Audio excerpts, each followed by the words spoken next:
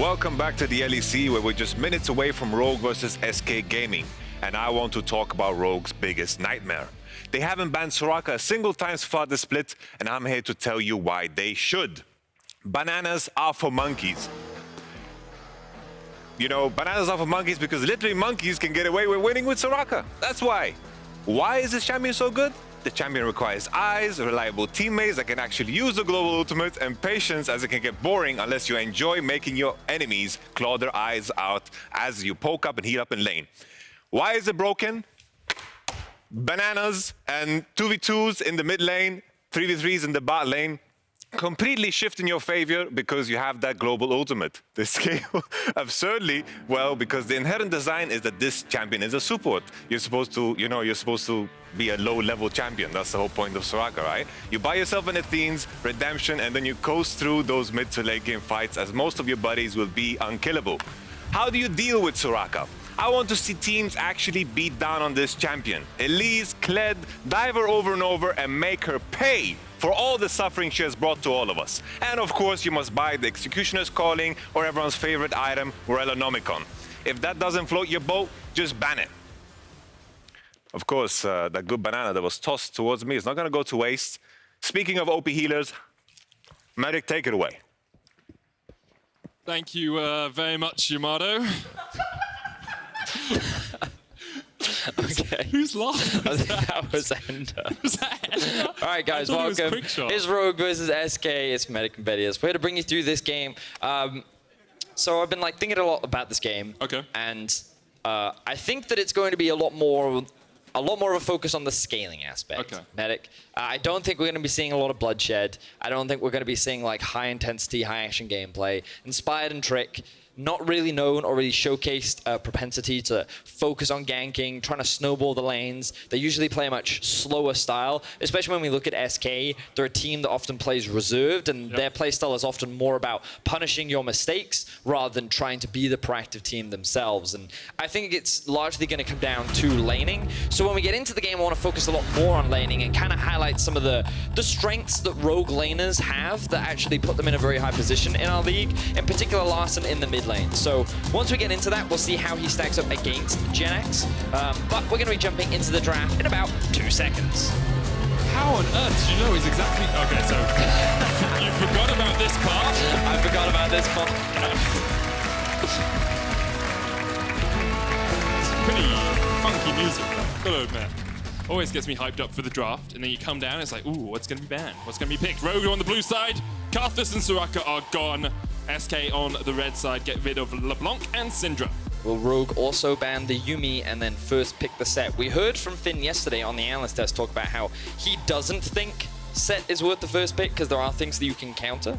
I mean, the first time he picked it, he got absolutely bodied in the lane as well, so maybe has a little bit of a hangover from the first time he Inspired's still drawing Olaf bans.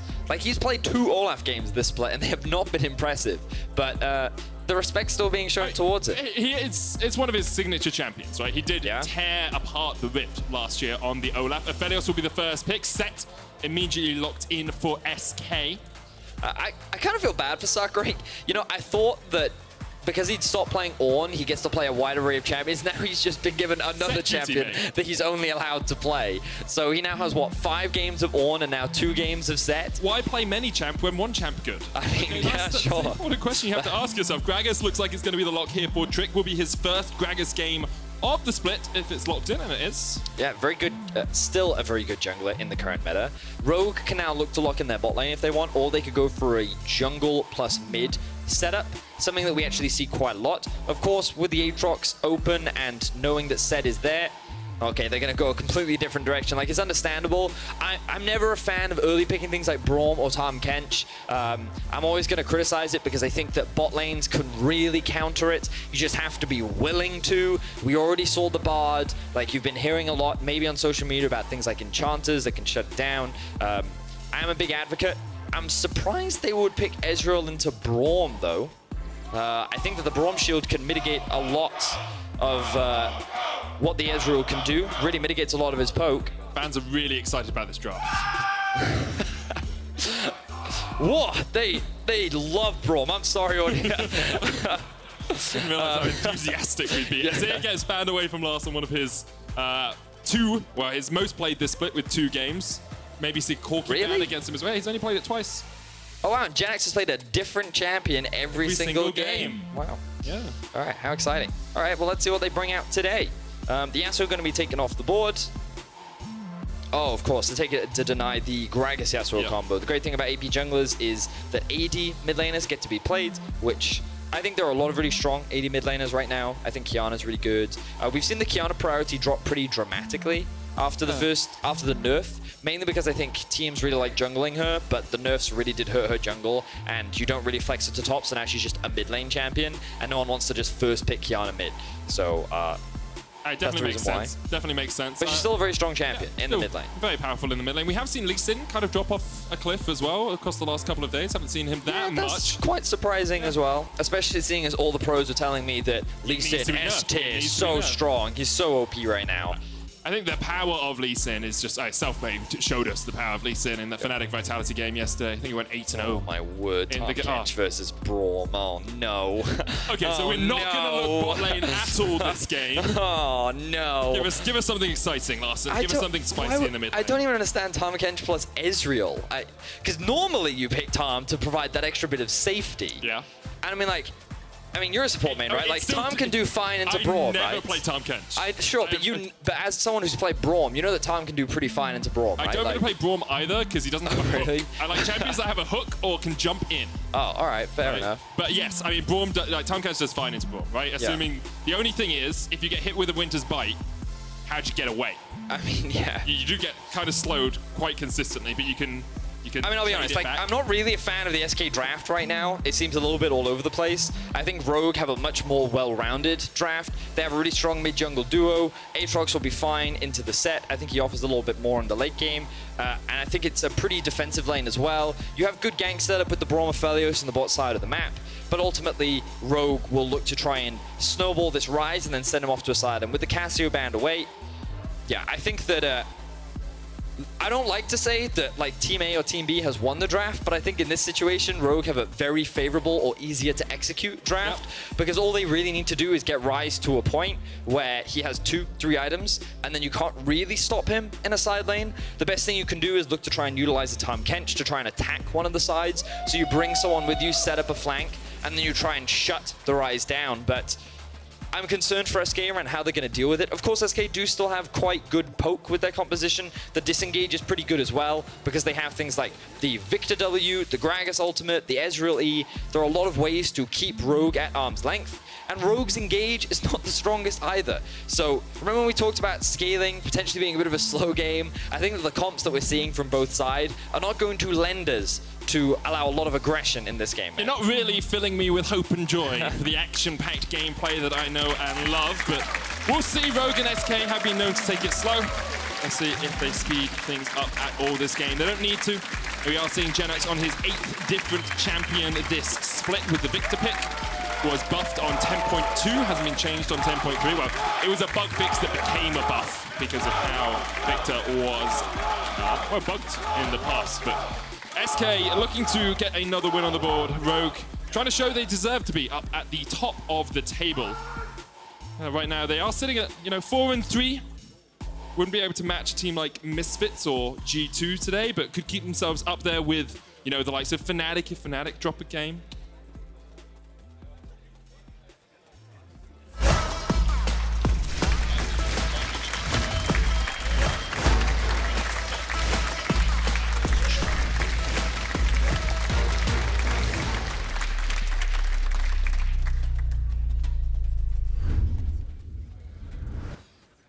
And on to Summoner's Rift we go.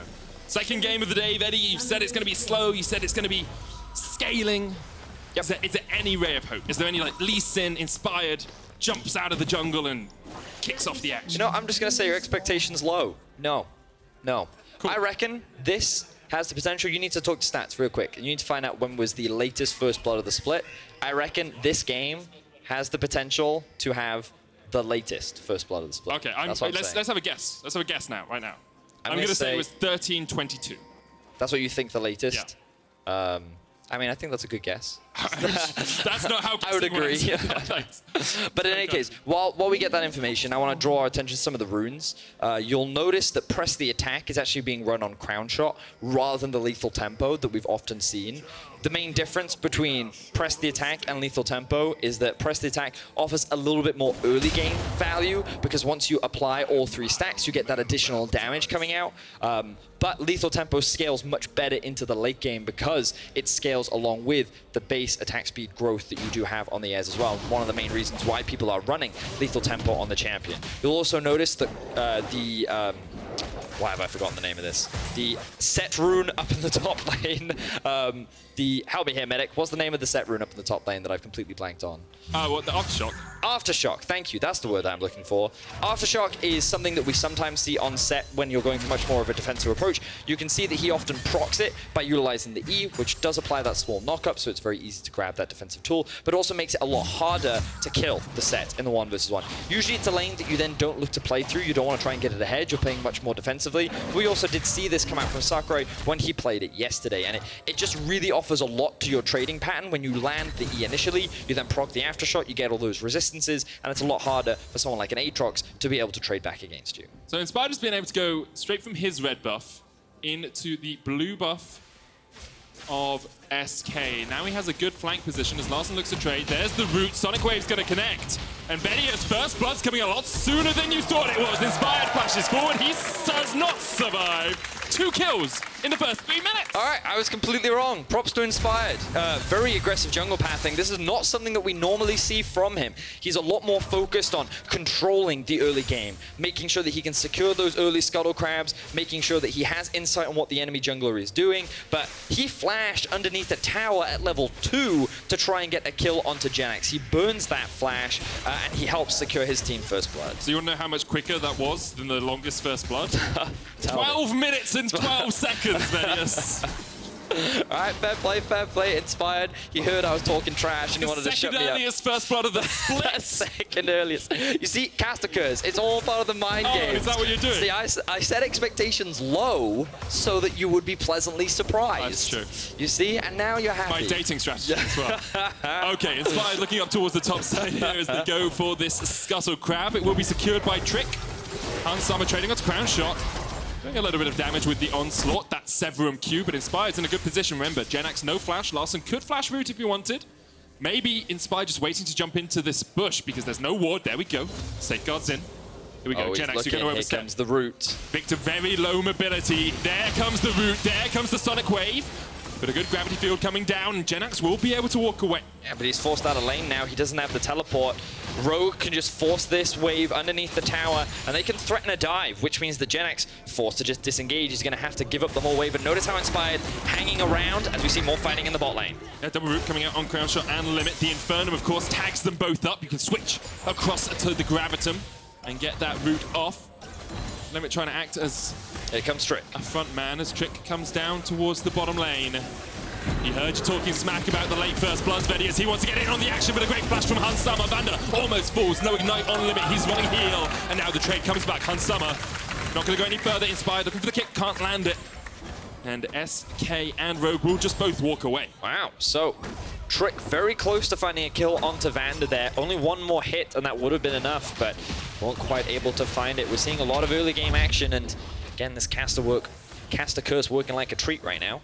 So Trick is just able to find a good flanking from behind. VandeR and Hansama don't have any vision outside of what they have in the river, and the flash engage comes through, but then just not quite enough damage due to, a very close Q from Crownshot though.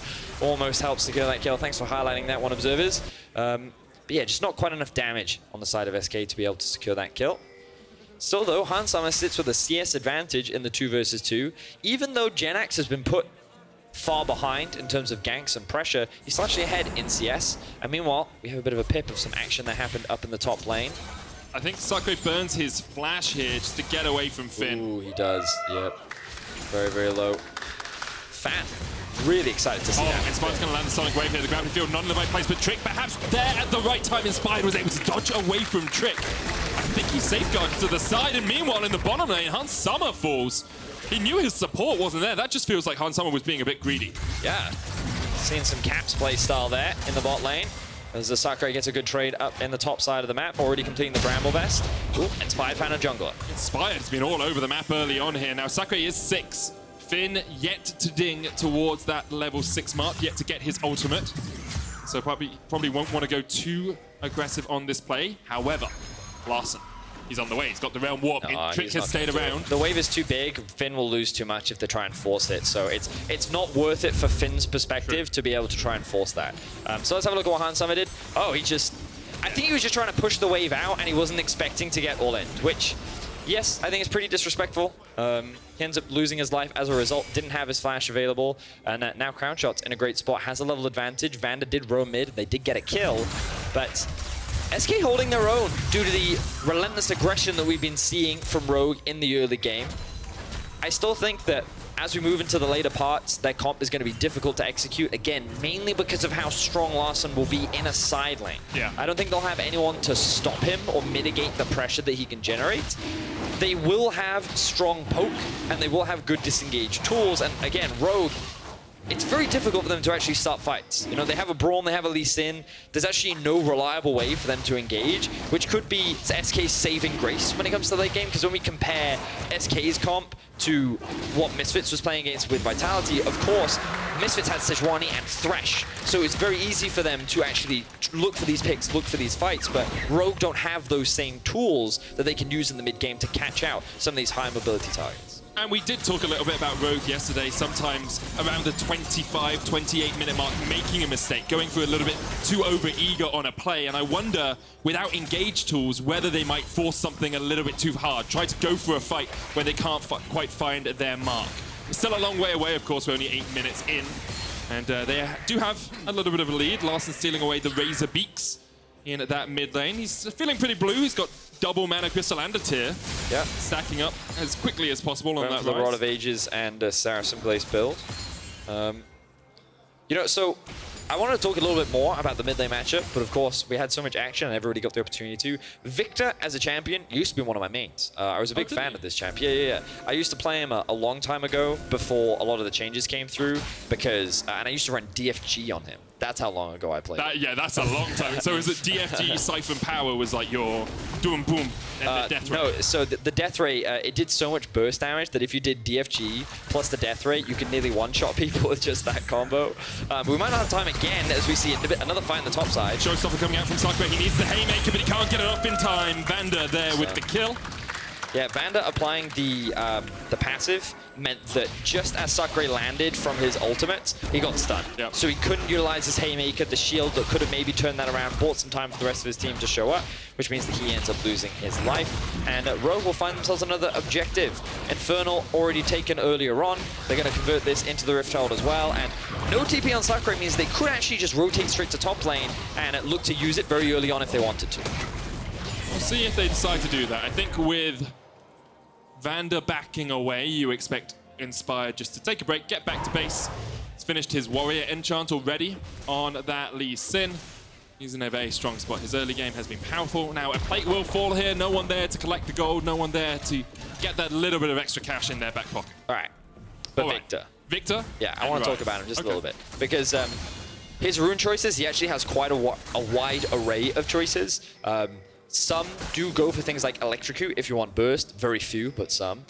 More commonly, you'll see things like Airy because it complements his shield on his Q, and you can also see that he's actually running the Phase Rush. Now, the main reason why he's running Phase Rush is to match the mobility that Larssen's running, and it's actually pretty easy to proc because you have the Q application, you then also have the Empowered Auto that you get from your Q, which then gives you bonus movement speed, and you can then hit the E, and then you're running really fast, right? So he can use it as a means to chase targets down, and the bonus movement speed also puts you in front of your targets so that you can actually apply the gravity field far enough away that he actually sets up for those plays with the gravity field. So I think that Phase Rush can actually be a very effective rune on him as well. And normal itemization will look like, as you can see on your screen right now. He's got the first upgrade of the Hex Core, which gives him that empowered E, which assists greatly with the wave clear, but then you need that mana and cooldown reduction. He burns through mana very quickly, and he needs the CDR because of the long cooldowns that he has, especially on his E. So by going for an early Ludens is what you'll often see. it really helps a lot with Viktor in terms of his core itemization. Not sold on how early they use the Rift Herald up here in the top lane. Sacre could even get a couple of autos down on it. They'll get some plates, but usually you want to use it after you've taken down a plate so that the true damage is fully utilized. And still, they chip away at that tower. The gold will go over towards Finn. Inspired and VandeR off towards this mid lane. Limit's going to get caught with a Sonic Wave, but pretty tanky on the Tahm. Kench can just walk away. He's actually gone Mercury Treads here on TK instead of Moby Boots. Means that he can get out of the Rune Prison, get away from the Gravitum stun as well. Just makes it a bit easier for you to position properly to keep people safe. I guess it's fine. I understand why he's done it. The extra tenacity does help. Now, Realm Warp was used. Trick. Yeah. Yeah. He's not getting out of that one. It was good play by Rogue. I love the use of the Ryze ultimate to set up the flank. And then the Lee Sin setup as well, set up for a very easy kill. Good deep vision coming out from Rogue to secure that kill. It was good stuff. They have Inspired's actually been in a great position a lot of this game, getting that vision in, helping out his team. You can hear the fans are very enthusiastic about this early game. Very enthusiastic. I'm very enthusiastic because we have 6 kills before the first blood threshold that we were expecting. Larssen in a good spot already on this Ryze as well, out CSing Jenax. About 10 farm ahead. And Rogue won't be going anywhere right now. The first time I've heard someone like, we've got a pause! Yes! Oh, I'm so excited! Thanks, audience. You're great fun today. So, I'm not quite sure what the pause is. I'm sure we'll find out soon. Yeah, we'll find out. The fact that the camera's on Larssen heavily suggests that it may be Larssen. It could be him, but let's not paint our jump to chickens conclusions. Let's not jump to conclusions. What is count our chickens? I said paint. I don't understand why you ever paint a chicken. Yeah. I mean, if you enjoy painting and you wish to paint a picture of a chicken, that's perfectly reasonable. Exactly. Which painter would come first, the chicken painting or the egg painting? The important question. We are about to get back on into the game. I hate you so much. We're going to get back on into the action, Vedius. Let's talk about League of Legends for a little while. What are the next steps we expect to see here from Rogue? I mean, well, Drake is alive, so that'll probably be the most obvious choice. You can already see the mid is being pushed in from Larssen. That forces Jenax to catch the wave. Larssen with the level advantage means that he, along with Inspired and the bot lane, can easily move up to set up for this. With both Infernal and Mountain being taken off the board, we're looking at a Cloud or an Ocean. I think Rogue would much rather take the Ocean, just because I don't think they gain as much value from the cooldown reduction on the ultimates, considering most of them are actually pretty low anyway. It's going to be a Cloud, though. A Crownshot jumping onto VandeR here. His limits on the chase. VandeR can stand beside Inspired and back away. Even with a True Shot Barrage, it's not going to do too much. And I do think we're starting to see a little bit of one of SK's weaknesses, which is they're not an incredibly proactive team. You said it in pick and ban. They tend to rely on the enemy team to make mistakes. I mean, it's also really hard for them to force things right now because of the comp that they've drawn for themselves. Why do I always forget it's the Mana Mune and the Muramana that I always confuse the two on. He currently has the Mana Mune. He does. And that's not a great item at this point in the game, right? True. Ezreal's only level 9. He's relatively weak. And of course, while he is ahead of Hansama, I don't think they want to force the fight right now when you have a Rod of Ages completed and Inspired already has his Warrior enchantment. So they prefer to play on the defensive for now. Things like the Trinity Force being completed is what you're looking for, but often what we will see is an early priority on the Trinity Force while the tier just sits in your inventory, and then you upgrade that item later on the Ezreal, so you hit that item spike sooner. So probably because he's playing with the Viktor and he knows that an early Bramble Vest has come out from Sacre, he still believes that he'll hit that Trinity Force around the same time as the core itemization from the other two, and then you'll be in a fine spot. But you can see Trick spending time down around that bottom lane looking for a gank has really cost him his entire topside jungle and this turret. Sacre had to back all the way away, even went back to base. They give up the tower in the top lane. Rogue get the first turret of the game. And now Trick is like, well, I've got no red buff, I've got no Krugs, I've got no Razor Beaks, may as well gank. Or look to see if he can find one. Inspired realizes that could be the case and is just waiting around the river bend here. Doesn't even need it. Backs away. There's a 1,000 gold, 1,700 gold lead in that top lane now for Finn. And he's got 5 stacks on that Cull. Just about to finish that. So Finn is in an incredible position right now. It's funny because for anyone that was able to watch game 1 as well as game 2, you get to see the stark contrast of what happens when you invest in Sett versus when you don't. When he's forced to play in an isolated matchup, he doesn't gain the same priority that he normally would. And by going for the Aftershock, you don't have the same trading power that you normally get from a Conqueror. So Finn is allowed to play so much more aggressively, but of course he's also got his jungler playing towards the top side. And top lane is so influenced by jungle presence that you can see how it's so much benefited Finn and how strong he is. And we saw how he carried yesterday on the Aatrox. He's now in a great position to be able to do that again today.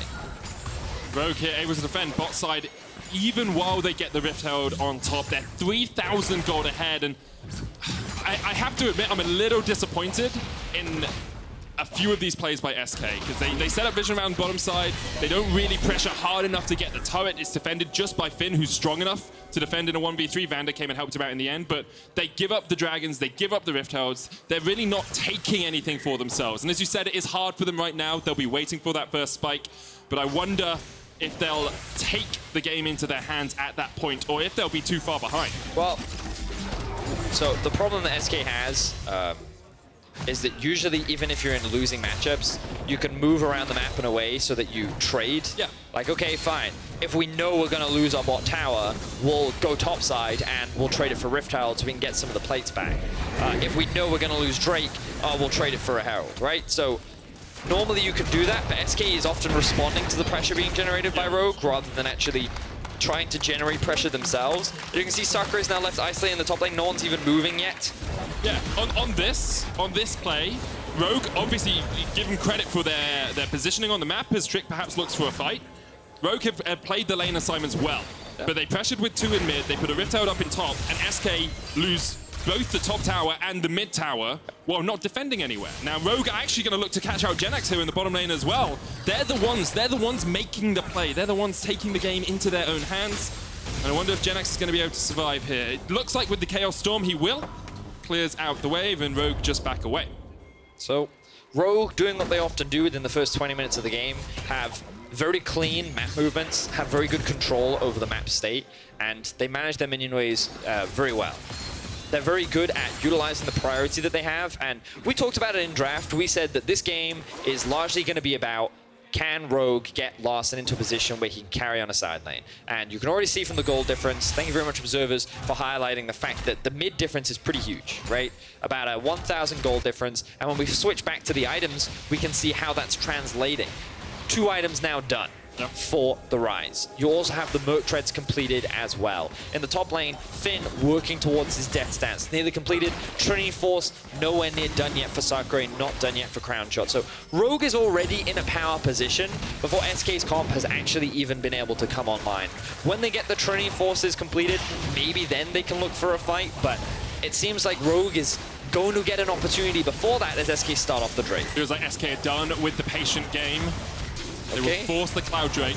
Rogue decided they're not in the position to go for it. They don't want to force the fight. They can just continue to gain advantages. A single Drake doesn't really cost them too much. I think that this time SK were just first on the play in that situation, and I thought it was more dangerous for them, but a good use of the gravity field from Jenax zoned Rogue away, making it harder for them.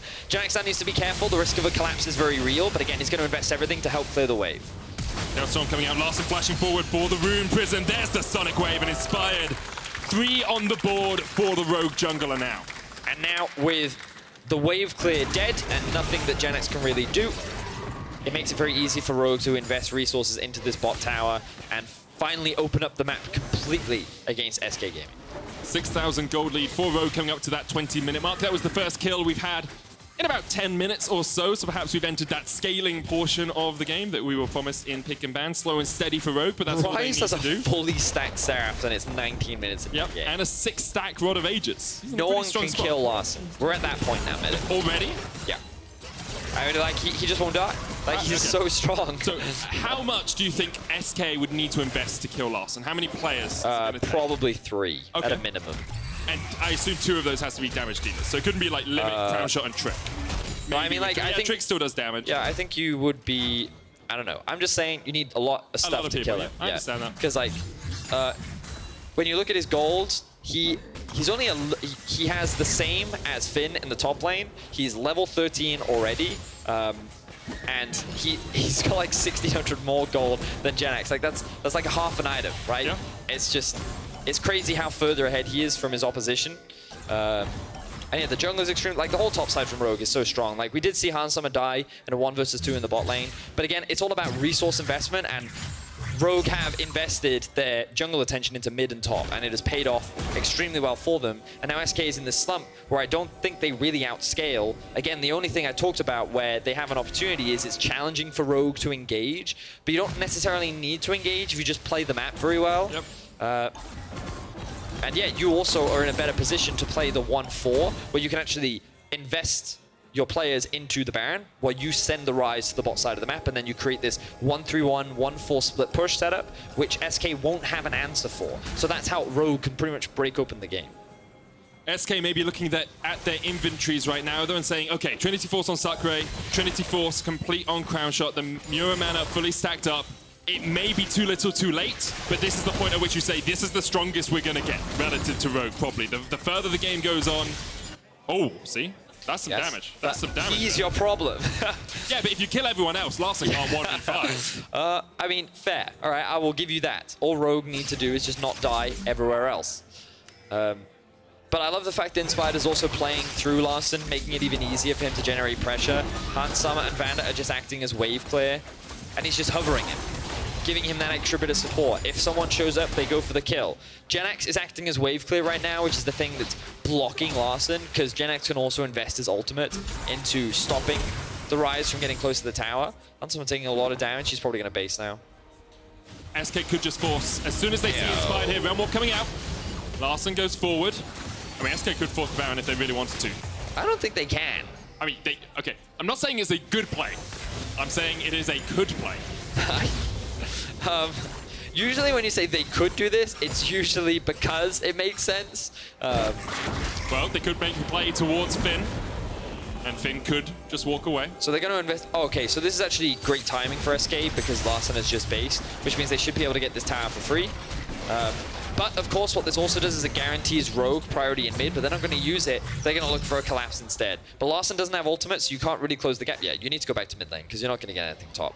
You can invest it into the river vision if you want to, but Drake is also spawning soon, so that may be your next primary objective. If Rogue get the dragon, they put that clock on as well for the Cloud Soul. Yep. Not the most impactful. I mean, it still does obviously have. I mean, it also spawns the Elder, which is the really impactful part.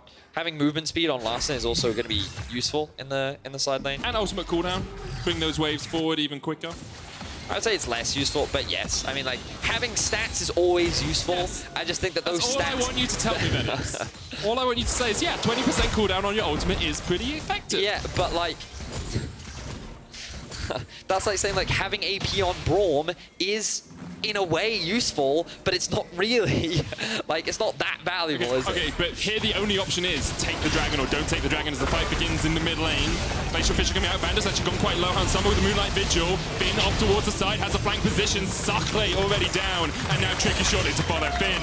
Found the flank TP. Jenax here way too late. Finn continues to chase forward. Jenax going to try and put some damage down if he can. VandeR able to walk away. So, SK want to be in a position where they could contest the Cloud Drake, but Rogue answer back in kind, and they find a successful fight. They don't even have Larssen in the fight, yet they still absolutely demolish SK. With Trick dead, Rogue are actually going to start off the Baron, which I think is a smart priority. With this, it makes it a lot easier to siege onto the base of SK. And we talked about how Cloud, not the most valuable for their comp, which means they're just securing this objective will offer Rogue a lot more and make it easier to close out the game sooner. Nicely secured there by Rogue. 24 minutes in, they're going to realm walk towards mid and go down towards that Cloud. Well, yeah, they can also get the Drake on top of it. I like the fact that they did go for the Baron first. So when we get the replay up, we can see how this fight actually kicked off. So it's actually SK that wants to try and get this collapse off. They have the numbers advantage. VandeR acting as good disengage, but then the flank comes in from Finn. Doesn't even need to use his teleport. Everyone is separated away from Sacre, so he's the first to be shut down. And then Finn basically solo kills Trick on the backside. The TP from Jenax is far too late. There's nothing that he can do to offer support to the rest of his team. And this was just a fight that SK thought they could win, but Finn is just too strong. Trick deciding not to use his ultimate or his flash in that fight. Sacre didn't have the time to use the showstopper, so when you're not able to find those picks, find those connections. It's very difficult for you to find. And Rogue are doing what Rogue have done this split. Separate the map up, get Larssen into a side lane on this Ryze, really pressure. And you can see it's already 2 players from SK trying to deal with that Ryze, who's level 16, has a Banshees now alongside the fully stacked VoD of Ages. Hansama sitting at 2 items with the Essence Reaver and Infinity Edge. Probably the weakest of the Rogue carries right now. This is the other thing about Braum. He's also really good at shutting down the wave clear from Viktor as well. The shield completely mitigates his death ray, and it also mitigates the poke and damage from Ezreal. So that's kind of why I was surprised to see those, or at least the Ezreal pick in draft, but we're also now seeing how good it is against the Viktor as well.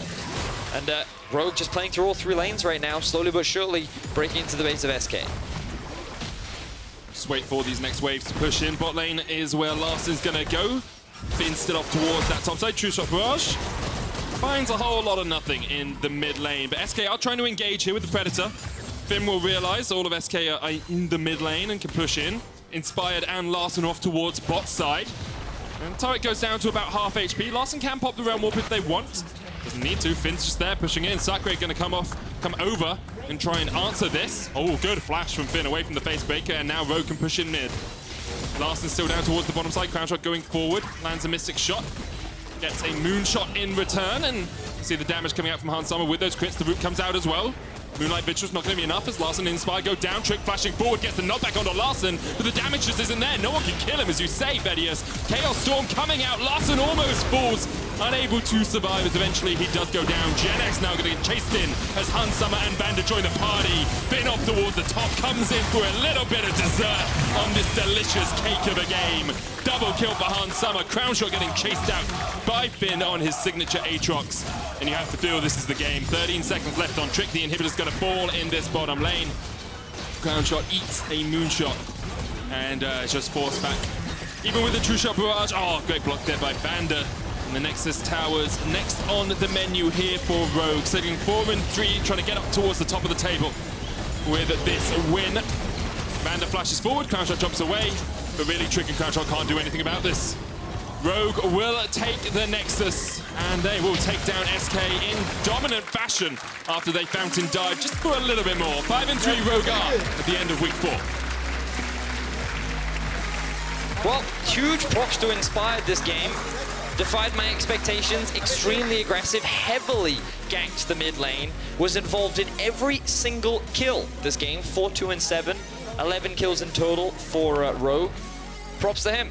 He is someone that I don't think he's been a bad jungler this split. I just think he hasn't been a very gank-heavy jungler this split. He's not someone that's focused on trying to snowball through his lanes. He's been very much about counter-ganking, covering, investing in farming, getting deep vision. Like, he's one of those more methodical junglers, cerebral junglers, as some would call. But this game, he was all about, like, yeah, gank, gank, gank, gank, gank, gank, gank. And it worked out. He made so many of them work out as well. The only criticism we could really throw towards Rogue is Hansama dying in the bot lane.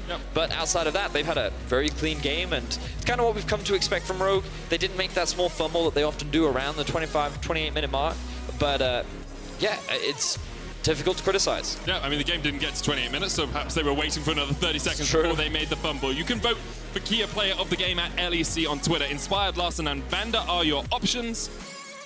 Pretty sure I know who I'd give it to, but I'm not going to spoil it for you. Make up your own minds. Think your own thoughts. Free will. Is it a thing? Possibly. But might not be. And of course, commiserations to SK.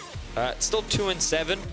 Hopes for playoffs are not 2 and 6 rather. They're not. Wait, 2 and 6? Yeah, 2 and 6. 2 and 6, buddy. Yeah, their hopes for playoffs are not completely dashed, but we can see some of the problems that we're still seeing from them, where they don't have that same level of proactivity.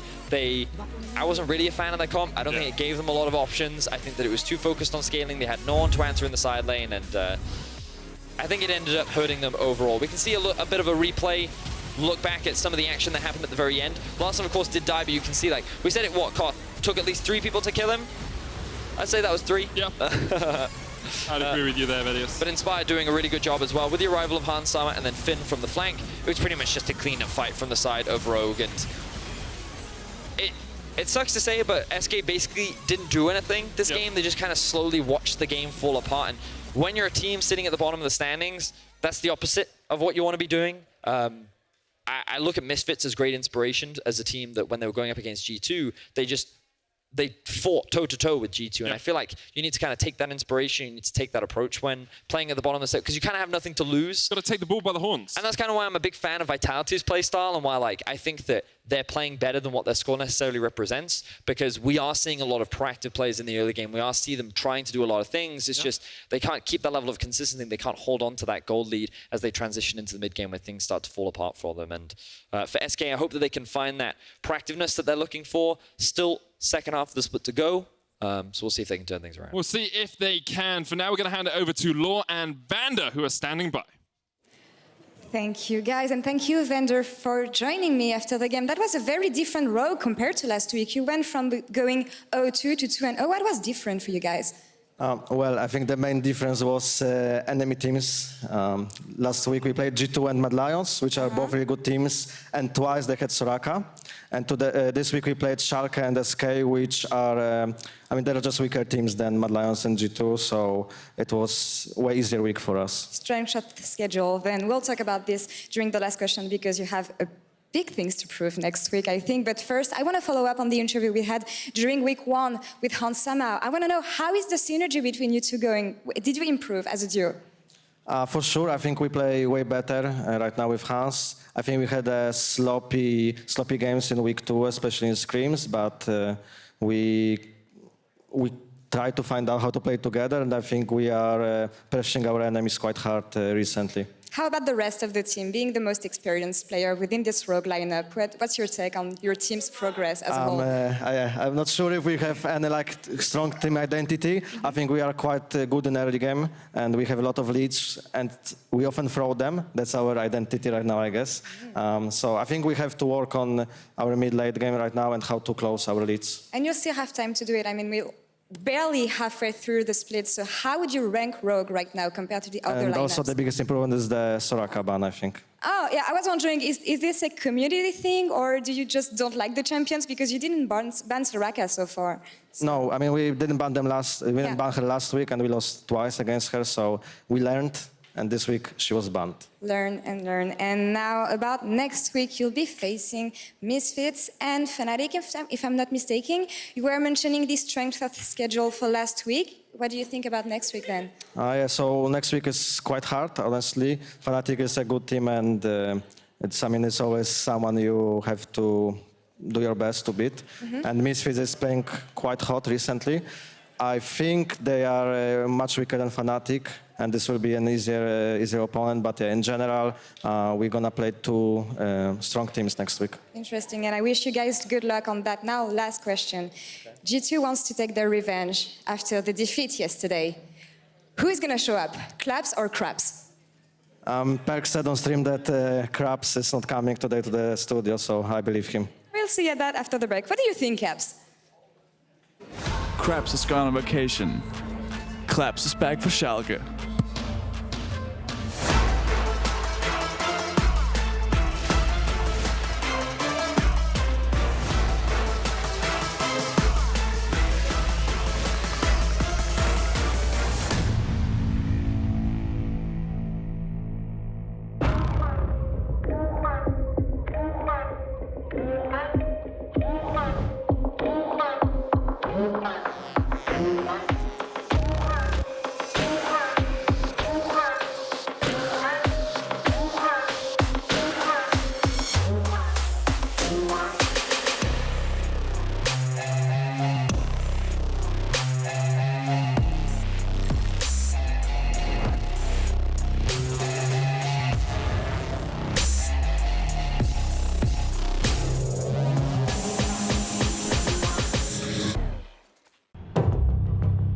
This is my creed. The boots that make me faster. The items that make me stronger.